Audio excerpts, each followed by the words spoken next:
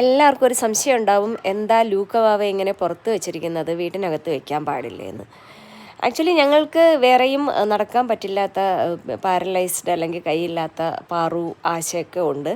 അവരെല്ലാവരും വീടിനകത്താണുള്ളത്. വീട്ടിനകത്തെന്ന് വെച്ചാൽ അവർക്കൊരു 475 സ്ക്വയർ ഫീറ്റിൻ്റെ ഒരു പ്രത്യേക ഭാഗം നിർമ്മിച്ചിട്ടുണ്ട്. ഇതുപോലെ നടക്കാൻ പറ്റാത്തവർക്ക് വേണ്ടിയിട്ട് മാത്രം. അവരുടെ ദേഹം മുറിയുമല്ലോ ഇതുപോലെ കല്ലിലും മണ്ണിലൂടെയൊക്കെ നടന്നിട്ട്. ലൂക്കയെ നമ്മൾ അവിടെ ട്രൈ ചെയ്തതാണ്. പക്ഷേ ലൂക്കയ്ക്ക് വീടിനുള്ളിലിരിക്കുന്ന ഇഷ്ടമല്ല, അവനിങ്ങനെ ഓടി നടക്കാനാണ് ഇഷ്ടം. അപ്പോൾ അവൻ്റെ ജീവിതം അവൻ്റെ ഇഷ്ടത്തിന് വിടാമെന്ന് വെച്ചിട്ട്, കാരണം കുട്ടി തീരെ ചെറുതായിരിക്കുമ്പോൾ തന്നെ പാരലൈസ്ഡ് ആയിപ്പോയതാണ്, പാറുവോ സർവൈവറാണ്.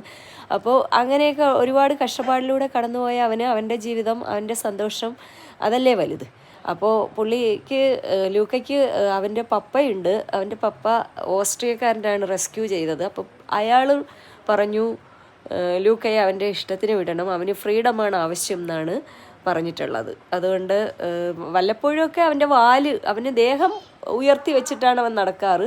ദേഹം അങ്ങനെ മണ്ണിൽ ഉരസാറില്ല. പിന്നെ ചിലപ്പോഴൊക്കെ വാലിൽ ചെറിയ മുറിവുകൾ ഉണ്ടാകാറുണ്ട്. അത് പിന്നെ നമ്മൾ ട്രീറ്റ് ചെയ്യും.